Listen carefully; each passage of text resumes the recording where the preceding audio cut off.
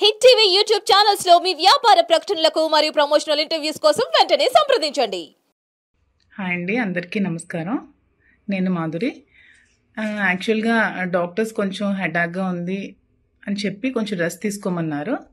అలానే నేను నా సోషల్ మీడియాలో ఇన్స్టా వేదికగా ఒక పోస్ట్ పెట్టాను. నేను రెస్ట్ తీసుకుందాం అనుకుంటున్నాను, కొద్ది రోజుల తర్వాత మళ్ళీ మీ ముందుకు వస్తాను అని చెప్పి. ఇలా రెస్ట్ తీసుకుందాం అనుకున్నప్పుడు నేను న్యూస్ ఛానల్స్లో నిన్నే చూశానండి. దువ్వాడ వాణి అనే ఆవిడ మళ్ళీ నా మీద కామెంట్స్ చేసింది. ఆ కామెంట్స్ చేసినందుకే నేను మళ్ళీ మీ ముందుకు రావాల్సి వచ్చింది.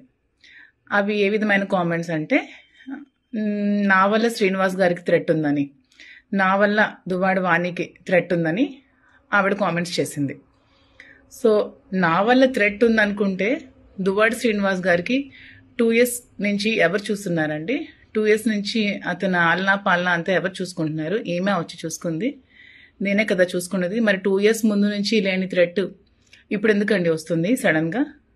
మరి ఈవిడే కదా మీ మీడియా అందరినీ పిలిచి మాధురి శ్రీనివాస్ గారితో ఇదే ఇంట్లో 2 years నుంచి ఉందని చెప్పే కదా ఫస్ట్ ఎలిగేషన్ స్టార్ట్ చేసింది. మీ మీడియా సాక్షిగా తన అందరికీ పిలిచి దివల్ మాధురి అనే అమ్మాయి శ్రీనివాస్ గారితో ఈ ఇంట్లో 2 years నుంచి ఉంటుంది అని చెప్పి కామెంట్స్ చేస్తూ ఆమె ఇక్కడికి వచ్చి ధర్నా స్టార్ట్ చేసింది. అది ఏ విధంగా చేసిందో మీరే చూశారు.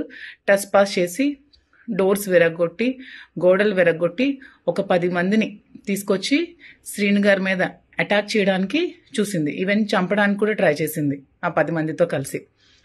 శ్రీనివాస్ గారు కంప్లైంట్ కూడా ఫైల్ చేయడం జరిగింది. సో థ్రెట్ ఎవరు చేశారో మీరు అందరూ తెలుసుకోవాలని కోరుకుంటున్నాను. ఆవిడ థ్రెట్ చేసిందా? నేను థ్రెట్ చేశానా? ఆవిడ వల్ల థ్రెట్ ఉందా శ్రీనివాస్ గారికి? నా వల్ల థ్రెట్ ఉందా? సో ఇదే విధంగా ఇంకొక విషయం, ఆవిడ ఈ ఇల్లే కావాలి, ఇక్కడి నుంచి నేను కదలను, ఆమె ఇక్కడే వచ్చి ఉంటోంది, ఆమె ఇక్కడ ఉంటే నేను ఒప్పుకోను అనే కామెంట్స్ కూడా మళ్ళీ చేస్తుంది. సో ఆ కామెంట్స్ చేసింది కాబట్టి నేను రెస్పాండ్ అవ్వాల్సి వస్తుంది. ఆమె ఇక్కడే వచ్చి ఉంటుంది అనే దానికి ఉంటే మేము ఉంటామండి. ఎందుకంటే శ్రీనివాస్ గారికి పార్థిసం ఆశార్ అనే వ్యక్తికి స్థలం తీసుకున్నప్పుడు అతనికి ఒక 60 lakhs ఎలా పెండింగ్ ఉన్నారో, ఈ హౌస్ కన్స్ట్రక్షన్ సమయంలో నేను కూడా ఒక 2 crores ఇవ్వడం జరిగింది. వాళ్ళ బ్రదర్ కూడా ఇచ్చారంట, అది నాకు సరిగ్గా తెలియదు. వాళ్ళ బ్రదర్ కూడా అమౌంట్ ఎంతో హెల్ప్ చేశారని చెప్పడం జరిగింది శ్రీనివాస్ గారు. సో నేనెప్పుడు డబ్బులు తిరిగి ఆశించి అతనికైతే నేనెప్పుడు ఇవ్వలేదు. కానీ ఇదే ఇల్లు ఆమె కావాలి, ఇక్కడే నేను కూర్చుంటాను, ఇక్కడి నుంచి నేను కదలను అనుకున్నప్పుడు నాకు కూడా హౌస్ మీద రైట్ ఉంది. కాబట్టి నాకు ఇవ్వాల్సిన 2 crores అమౌంట్ నాకు ఆమె ఇచ్చేసి ఆ ఇంటిని తీసుకుంటాదా, లేకపోతే ఆ ఇల్లు ఖాళీ చేసి ఆమెకి ఒక 6 కోట్లు పెట్టి ఇంద్రభవనం లాంటి ఇల్లు శ్రీను గారు కట్టి ఇచ్చి ఆ ఇంట్లో ఆమెకి సకల భోగాలు కల్పించి అతను నడు రోడ్డు మీద ఉన్నారు కాబట్టి, సో ఆ ఇంటికి ఆమె వెళ్ళిపోయి ఇతన్ని కూడా ఆ ఇంటికి తీసుకెళ్లి అక్కడ లీగల్గా ఏమైనా ప్రొసీడింగ్స్ చేసుకుంటారా, ఇంకా ఏ విధంగా పడతారో వాళ్ళ ఇష్టం. అంతేగాని ఇదే ఇల్లు కావాలి, ఈ ఇంటికి నేను వెళ్ళాలి అనుకుంటే నేను కూడా మీ మీడియా అందరినీ పిలిచి మీ మీడియా సాక్షిగా నేను కూడా ఇంటికి రావడం జరుగుతోంది. యాక్చువల్గా నేను ఎప్పుడు కూడా నేను మీ ముందు ఇంతవరకు బయటపెట్టలేదు నేను శ్రీను గారు నాకు డబ్బులు ఇచ్చాను, అగ్రిమెంట్ చేసుకున్నానని. కానీ శ్రీను గారు యాక్చువల్గా ఎప్పుడు ఎవరు అమౌంట్ ఉంచుకునే వ్యక్తి కాదు. అందుకని అతను ఎప్పుడైనా నాకు ఉన్నప్పుడు నీకు ఇచ్చేస్తానని చెప్పి నాకు చెక్స్ ఇవ్వడం జరిగింది. ఇదిగోండి ఈ చెక్స్, ఇవి 50 lakhs ఒకటి, ఇది కూడా 50 lakhs, ఇది 450.